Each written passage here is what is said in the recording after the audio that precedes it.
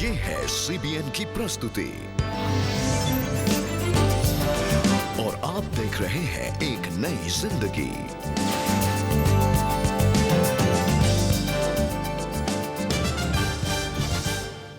एक नई सुबह और एक नई जिंदगी में आपका स्वागत है। गुड मॉर्निंग फ्रेंड्स, और आपका एक नई जिंदगी प्रोग्राम में हम बहुत बहुत स्वागत करते हैं। बहुत अच्छा लगता है हर सुबह इस प्रोग्राम के माध्यम से आप हमारे साथ जुड़ते हैं और हम मिलकर कुछ नया सीखते हैं। और जैसा कि आप जानते हैं दोस्तों, इस पूरे महीने हम ग्रीफ के बारे में बात कर रहे हैं। हम सब अपने जीवन में दुख से गुजरते हैं and it is important for us to go through this. और आज हम जानेंगे कि जब हम दुख में से गुजरते हैं तो क्या दुख हमें परमेश्वर के पास ला सकता है? बड़ा अच्छा क्वेश्चन है। दर्शकों, वाकई बड़ा अच्छा क्वेश्चन है। जब हम दुख, पीड़ा, परेशानी से गुजर हमारा होता है, क्या हम प्रभु के खिलाफ हो जाते हैं या प्रभु के पास आते हैं? ये बहुत इंटरेस्टिंग क्वेश्चन है और इसी क्वेश्चन का खुलासा हम करेंगे आज के एपिसोड में। जी बिल्कुल। और हम देखेंगे और जानेंगे कि क्या ये पास आने का होता है या शायद हम दूर हो जाएं प्रभु से। मुझे मालूम नहीं, पर दर्शकों, ये एपिसोड शायद किसी के लिए है जो आज देख रहा है, और हम आपको रिक्वेस्ट करेंगे कि आप ट्यून रहें इस प्रोग्राम में, क्योंकि परमेश्वर आपसे बात करना चाहता है और चाहता है कि आप उसकी ओर आएं और उससे अपना मुंह ना फेरें, पर उसके पास चले आएं आप। और दोस्तों, जैसा कि आप जानते हैं आज है थर्सडे, तो अब समय है कि हम देखें कि आज पहचान कौन में अल्फ्रेड हमसे क्या सवाल पूछेंगे। So friends, it's time for पहचान कौन।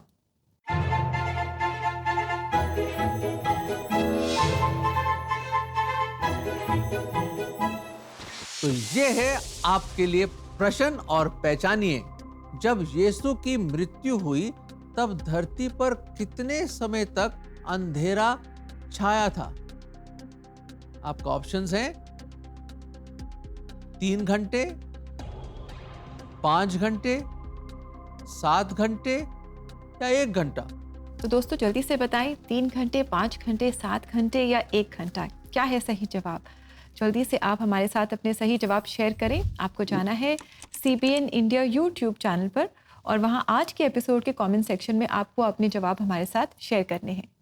और आइए दोस्तों, अब हम आगे बढ़ें और आज की कहानी में हम आपको मिलाने जा रहे हैं रुपुला शिवानंद से, जिन्होंने बहुत ही कम उम्र में अपने पापा को खो दिया था। इसका बहुत ही गहरा दुख उनके जीवन में था जो उन्हें एडिक्शन की ओर खींच ले गया। दोस्तों आइए देखते हैं कि इस ग्रीफ के समय में, इस दुख के समय में रुपुला ने क्या किया। रुपुला शिवानंद, जिन्होंने अपने पिता को छोटी सी उम्र में खो दिया था, आज भी एक दिन ऐसा नहीं होता जब वो अपने पिता को याद नहीं करते। मेरे पिता वो मुझे सुबह स्टेडियम ले जाते और फिर शाम को वापस ले जाते। मुझे क्रिकेट खेलना बहुत पसंद था और मेरे पिता एक जॉइंट सेक्रेटरी थे और उस समय जीवन बहुत अच्छा था। अचानक 1993 में जब मेरे पिता नहीं रहे, तब मेरी हालत बहुत बुरी हो गई थी। जब शिवानंद बड़े हो रहे थे तब उन्हें अपने पिता की बहुत याद आती थी। हर बार जब सभी पेरेंट मीटिंग के लिए स्कूल आते थे तो बस मेरी माँ ही वहाँ पर होती थी और मैं बहुत उदास हो जाता था। जब पिता अपने बच्चों को ले जाते थे तो मैं बस अपनी माँ के साथ जाता था। मेरे जीवन में मेरे लिए वो समय बहुत तकलीफ भरा था।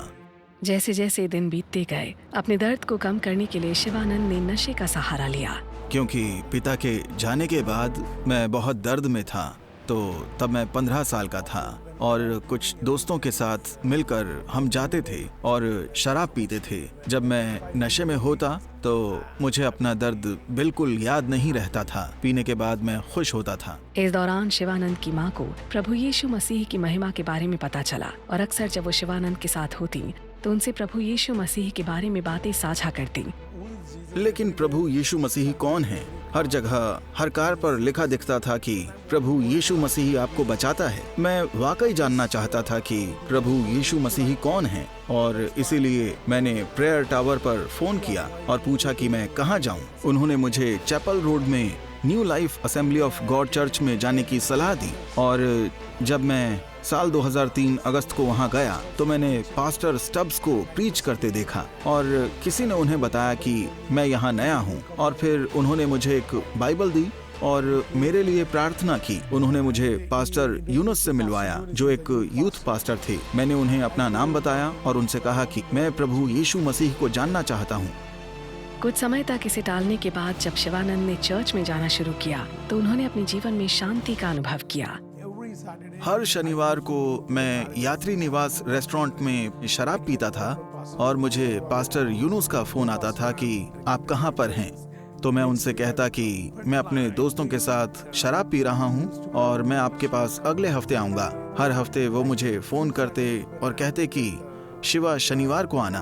कुछ रविवारों को जब मैंने यूथ अलाइव अटेंड किया और वहाँ प्रार्थना चल रही थी तो मुझे परमेश्वर की उपस्थिति का अनुभव हुआ। मुझे शांति और खुशी महसूस हुई। जल्द ही चर्च के एक विंटर कैंप में शिवानंद ने प्रभु यीशु मसीह को अपना जीवन दे दिया और जैसे ही उन्होंने बाइबल पढ़ी, वचनों ने उन्हें ताकत दी। मैंने नियमित रूप से चर्च आना शुरू कर दिया और जब मैंने विंटर कैंप में प्रभु यीशु मसीह को अपने उद्धारकर्ता के रूप में स्वीकार किया, मैंने उसी दिन परमेश्वर से प्रार्थना की कि आज के बाद मैं शराब बिल्कुल नहीं पीऊंगा। जब मैं पवित्र बाइबल पढ़ता हूँ तो मुझे परमेश्वर की उपस्थिति महसूस होती है। परमेश्वर के राज्य और उसकी सच्चाई की तलाश करो और बाकी चीजें तुम्हें खुद मिल जाएंगी। कुछ वचन मुझे इतनी ताकत देते हैं। एक और वचन जो फिलिपियों 4:13 से है कि जो मुझे सामर्थ्य देता है उसमें मैं सब कुछ कर सकता हूँ। ये परमेश्वर का वचन है। आज शिवानंद शादीशुदा है और उन्हें एक बेटे के रूप में आशीष भी मिली है। वो अपने जीवन में दुख से उभरने और एक पिता बनने के लिए प्रभु यीशु मसीह को सारी महिमा देते हैं। जब मैंने प्रभु यीशु मसीह को स्वीकार किया तो मुझे इतनी शांति और इतनी ताकत मिली मानो कोई मेरे साथ में है। मैं जहाँ भी जाता हूँ वो मेरे साथ होते हैं और उन्होंने मेरी प्रार्थना का उत्तर दिया। भले ही मुझे अपने सांसारिक पिता की याद आती है, लेकिन मेरे पास एक स्वर्गीय पिता है। मैं हमेशा सोचता हूँ कि मेरे पिता एक राजा हैं। इतने दुखों के बाद उन्होंने मेरी मदद की और उन्होंने मुझे खूबसूरत पत्नी और बेटे नथानियल के रूप में आशीष दी। अपनी आखिरी सांस तक मैं ईमानदारी और लगन से प्रभु की सेवा करना चाहता हूँ। Thank you very much Rupula for your story. और वाकई जब हमारे जीवन में दुख आता है, स्पेशली जब हमारे कोई प्रियजन जिनसे हम बहुत प्यार करते हैं, जब वो हमारे जीवन से दूर हो जाते हैं तो बहुत खालीपन हमारे जीवन में आ जाता है। और इस खालीपन में कभी कभी हम गलत डिसीजंस ले लेते हैं, गलत चीज़ों की ओर चले जाते हैं, जैसे कि रुपुला ने किया था। बिल्कुल सही कहा। कई दफ़ा लोग इतने दुखित हो जाते हैं और निराश हो जाते हैं और उस निराशा में, उस नाउमीदी में कभी वो ड्रग्स का सहारा लेते हैं, कभी ड्रिंकिंग का सहारा लेते हैं। दर्शकों, यही तो हो रहा था रुपाला की लाइफ पे। पर खुदा का लाख लाख शुक्र कि वो उस सभा में गया और वहाँ पे उसकी ज़िंदगी तब्दील हुई और अपना जीवन उसने प्रभु को दिया और आज वो प्रभु की सेवा कर रहा है जी। और उसने जाना है कि परमेश्वर उसका पिता है। जो पिता के जाने से जो खालीपन आया था, वो परमेश्वर पिता ने उस खालीपन को उनके जीवन में दूर कर दिया है। बिल्कुल सही। और रेबेका, एक और मतलब कहने का मतलब ये हुआ कि जब ऐसी परिस्थितियां आती हैं, परेशानियां आती हैं, दुख आता है लाइफ में, प्रॉब्लम्स आती हैं, तो ये हमें मजबूर कर देती हैं परेशानियां कि हम खुदा के पास खिंचे चले आए। दर्शकों, बिल्कुल ऐसी एक बाइबल में मरकुस के 5वें अध्याय में भी एक सच्चा वाक्य है। एक औरत थी जो 12 साल से 12 years she had an issue of blood. वो खून बहने की उसको एक बीमारी थी और बाइबल हमें बताती है वो कहाँ किस हकीम के पास, किस डॉक्टर के पास, जहाँ वो जा सकती थी वो गई, पैसा लगाया उसने, दुनिया जहाँ का शायद ट्रीटमेंट का मतलब जोर लगा दिया उसने, पर वो बैड टू वर्स होने लगी। बाइबल में लिखा है मतलब बदतर से बदतर हालत हो गई और बड़ी बीमार थी वो और बड़ी पीड़ित थी वो और बड़ी परेशान थी वो। और उस वक्त उसको पता चला, ऐसी हालत में, ना उम्मीदी की हालत में, ना कोई इंसान उसकी मदद कर पा रहा, ना कोई डॉक्टर, ना कुछ, और ये बीमारी निकल नहीं रही उसके शरीर से। और ऐसी हालत में, मायूसी के आलम में, उसको पता चला कि मसीहा आ रहा है। और कौन आ रहा है? प्रभु यीशु मसीह आ रहे हैं। दोस्तों, मैं बताना चाहता हूं, वो औरत ने कहा कि यही मेरा मौका है, दिस इज माय चांस। और वो परमेश्वर के पास खिंची चली आई। दुख था, परेशानी थी, पीड़ा थी, बीमारी के गिरफ्त में थी वो, और सब कुछ ट्राई कर लिया था, एक ऑप्शन उसने ट्राई नहीं किया था, वो है प्रभु यीशु मसीह। और वो प्रभु के पास आई, खिंची चली आई, बड़ी भीड़, इतने लोग प्रभु के आसपास, जा नहीं पा रही प्रभु के पास, बोल नहीं पा रही कुछ। तो वो आई और बाइबल में लिखा है उसने सिर्फ उसके वस्त्र की जो नीचे का हिस्सा है, the hem of his garment, उसने उसको छुआ और इंस्टेंटली उसी वक्त मेरे अजीजों उसने चंगाई पाई। और प्रभु यीशु मसीह ने पूछा किसने मुझे छुआ? लोगों ने कहा अरे इतनी दुनिया आपके आसपास है। प्रभु ने कहा वर्च्यू हैज गॉन आउट। और फिर उस लेडी सामने आई, उसने कहा मैं हूं। खुदा ने कहा तेरे विश्वास ने तुझे चंगा किया। दोस्तों, मैं बताना चाहता हूं उस औरत का विश्वास था। आज कोई ऐसा देख रहा है जो 12 साल, 20 साल, 30 साल, 40 साल, 7 साल, मुझे मालूम नहीं कितने साल से आप बीमार है या किसी परेशानी में फंसे हैं या दुख के गिरफ्त में हैं।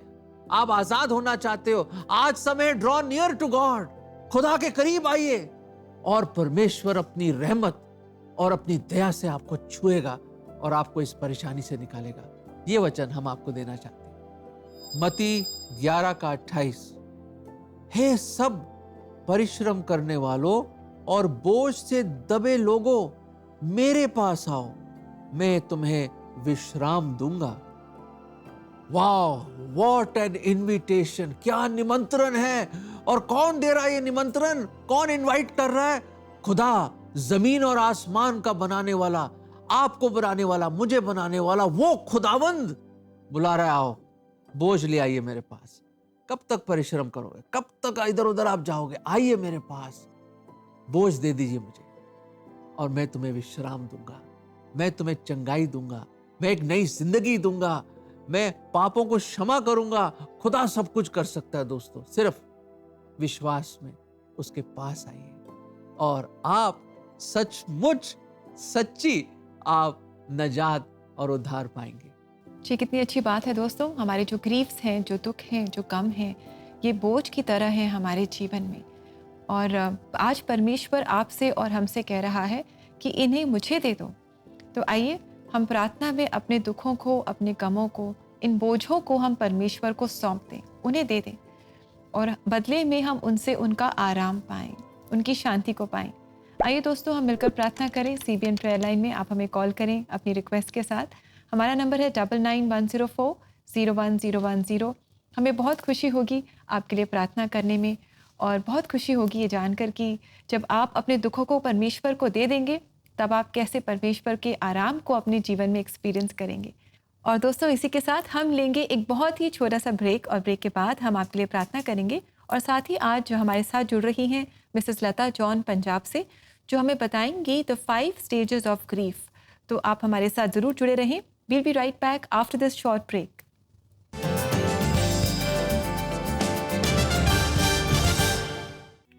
प्रभु यीशु मसीह में आप सबको मेरा सलाम। तो दोस्तों, इस महीने पूरा महीना हम दुख या गम के बारे में बात करेंगे। और जब हम पुकारते हैं, हमारी दुहाई जो परमेश्वर तक पहुंचती है, तो हमारी ज़रूर सुनते हैं और हमें उन दुखों से बाहर निकालते हैं। और खुदा की नज़र में हमेशा अच्छे काम करता था, खुदा से डरता था और हमेशा खुदा की आज्ञाओं को मानता था। लेकिन एक समय ऐसा आया जब शैतान ने उसे आजमाना चाहा। जो सफ़र मिस्र देश से निकलने के बाद उस प्रॉमिस लैंड तक जाना था, सिर्फ 40 दिन का था, लेकिन परमेश्वर उन्हें 40 साल तक उन जंगलों में घुमाता रहा। ये है दोस्तों, दुख में भी उम्मीद बनाए रखना, दुख में भी विश्वास बनाए रखना। और हमने देखा कि जैसे हन्ना की उम्मीद पूरी हुई, तो क्या हम उस प्रार्थना के साथ परमेश्वर के आगे अपनी उम्मीद, अपनी आशाएं नहीं रख सकते? इसलिए आप CBN के शो एक नई जिंदगी में एक पूरा महीना हमारे साथ बने रहिए। खुदा आप सबको बहुत बहुत आशीष दे। धन्यवाद।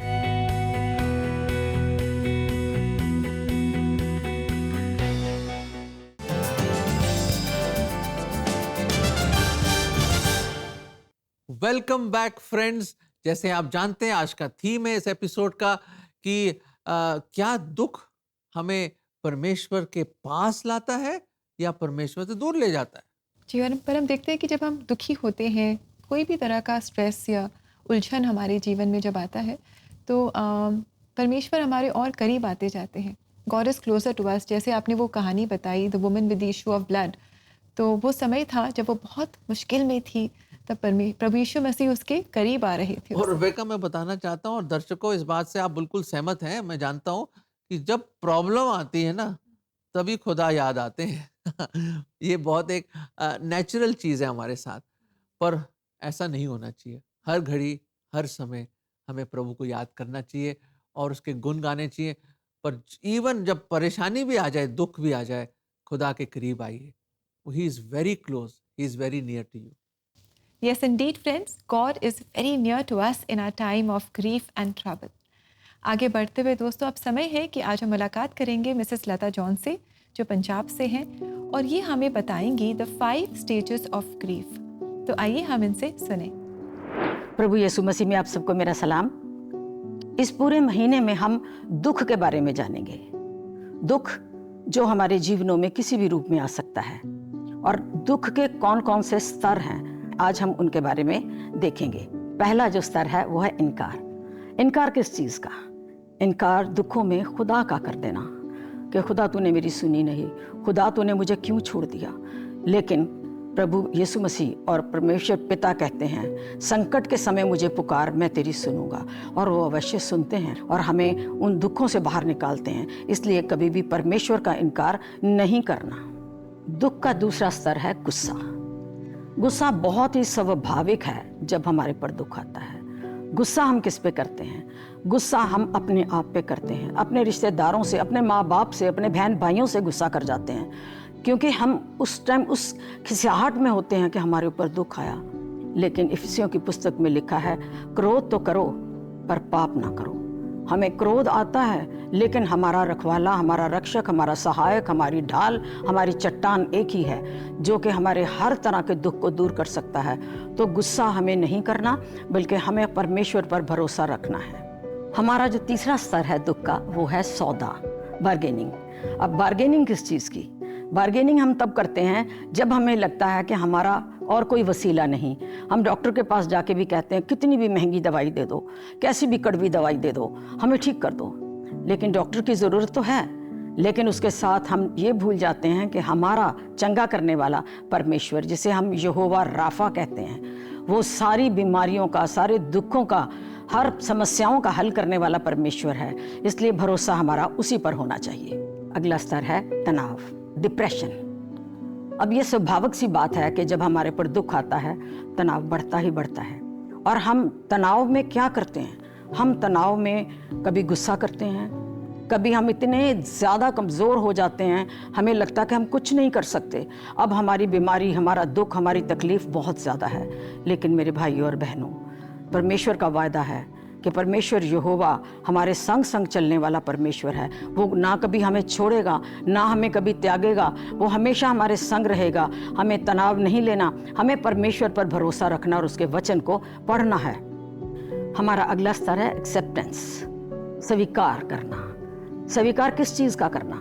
कभी कभी हम दुख को स्वीकार कर लेते हैं। हम जानते हैं कि दुख का ज़िंदगी में आना ज़रूरी है, और समय बीतने पर उसका स्वीकार करना, दुख का स्वीकार करना कि ये तो एक हिस्सा था ज़िंदगी का, और हम उस ज़िंदगी के एक हिस्से को अपना के चलें। और परमेश्वर ने कहा है, धन्य है वे जो शोक करते हैं, क्योंकि वो जीवन का आनंद उठाएंगे, आनंद पाएंगे। और आनंद हमें तभी मिल सकता है अगर हम यहोवा पर भरोसा रखें और उस चीज़ को अपना लें, उस चीज़ को स्वीकार कर लें कि हमें दुख तकलीफ़ का आना सिर्फ मुसीबतें या खुदा की तरफ से कोई ऐसा नहीं है कि हमारे ऊपर क्रोध है। हमें अपनी ज़िंदगी की सारी चीज़ों को खुदा की हजूरी में अपनाना है। तो बहनों और भाइयों, आज हमने दुख के 5 स्तर देखे, और हमने ये भी देखा कि हमें उन स्तर में अपने आप को स्थिर कैसे रखना है और कैसे उसमें से बाहर निकलना है। अगला जो हमारा विषय रहेगा वो होगा कि क्या हम परमेश्वर से अच्छी वस्तुएं और अच्छा समय ही मांगें या फिर मुश्किल। तब तक के लिए परमेश्वर के प्रेम में बने रहिए। आमीन। Thank you so much Mrs John, आपने इतने अच्छी बातें हमारे दर्शकों को बताई, और मैं उम्मीद करता हूं और हम उम्मीद करते हैं कि definitely this is going to help them cope with grief and how to lead a life in the light of God's word. Yes, indeed, friends. It's wonderful to learn from God's word.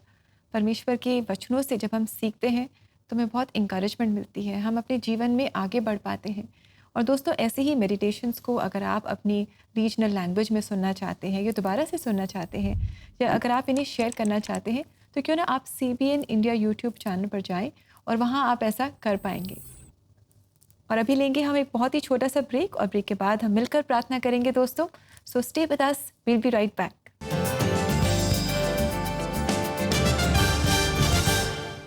Violence is not normal in any form. There is never a justifiable reason for domestic violence or abuse. घरेलू हिंसा को किसी भी रूप में सही नहीं ठहराया जा सकता। घरेलू हिंसा जहाँ कुछ में शरीर पर लगे जख्मों के निशान नज़र आते हैं, मगर कई बार मानसिक रूप से लगे चोट के निशान नज़र नहीं आते, पर जख्म गहरे होते हैं जो कभी नहीं भरते। Violence is not normal. Let the home remain a place of affection and safety, not a place of assault and aggression. Join us in creating awareness about domestic violence at www.cbnf.org.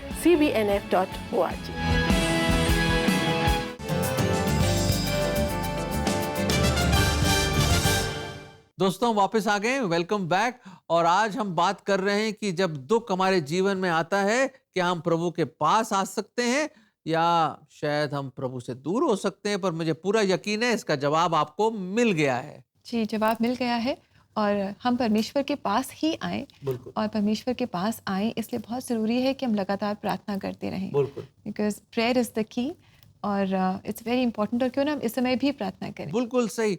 अब दर्शकों, अब समय आ गया है कि we have to pray. दर्शकों, प्रार्थना के बिना कुछ भी नहीं। किसी ने खूब कहा है, जीने के लिए सांस लेना जरूरी है, और एक मसीह जीवन जीने के लिए प्रार्थना बहुत जरूरी है। So shall we pray and ask God's help. आइए खुदा की मदद मांगते हैं, दुआ करते हैं। Let us pray. खुदावंद, हम आपके सामने आते हैं। सचमुच प्रभु जी, इस जीवन के सफर में खुशियां भी आती हैं और दुख भी आते हैं प्रभु जी, पर जो भी आप करते हैं हमारे भलाई के लिए प्रभु जी। प्रभु जी, जब हम दुख की उस वादी से गुजरते हैं, उस दर्द की और उस दर्द, वो परेशानी, वो लॉसेस, और जो भी बीमारी हो, कुछ भी हो प्रभु जी, हम बहुत मायूस हो जाते हैं प्रभु। हम बहुत कमज़ोर लोग हैं प्रभु, हम बहुत कमज़ोर हैं प्रभु। प्रभु जी, आप हमें अपनी सामर्थ दीजिए, अपना अनुग्रह उंडेलिए हमारे सब दर्शकों के ऊपर, ताकि इस परेशानी या जो भी चैलेंज उनके सामने है, जो भी दुख से वो जूझ रहे हैं प्रभु, आप उनको अपना अनुग्रह दीजिए जो काफी है, ताकि उसमें से वो गुजर पाए, मुस्कुराते हुए, आपके गुण गाते हुए, आपकी प्रशंसा करते हुए और आपकी तारीफ करते हुए प्रभु जी। प्रभु जी, उनकी मदद कीजिए।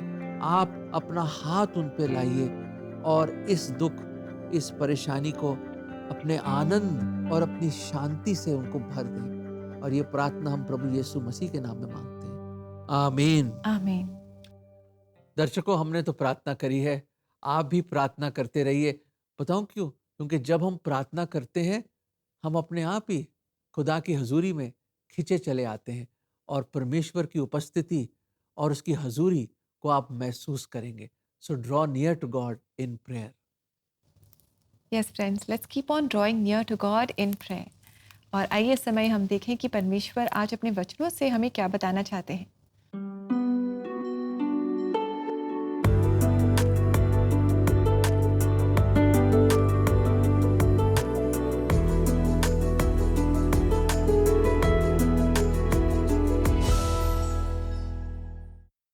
दोस्तों, ये वचन हमें बता रहा है कि जब हमारे जीवन में चिंताएं बहुत बढ़ जाती हैं, when the cares of our heart are many, तब जो परमेश्वर के वचन है, परमेश्वर की जो शांति है, वो हमारे हृदय में आनंद लेकर आती है। इसलिए बहुत ज़रूरी है कि हम इन वचनों को पढ़ते रहें। ये वचन हमसे बातचीत करते हैं, इन वचनों के द्वारा परमेश्वर खुद हमसे बातचीत करते हैं, और वो हमें वो शांति देते हैं, वो आनंद देते हैं जिसकी हमें ज़रूरत है। सचमुच मेरे अजीजों, अगर दिल है आपका टूटा गम से, एक ही है मलहम, वो है हमारा खुदा का वचन।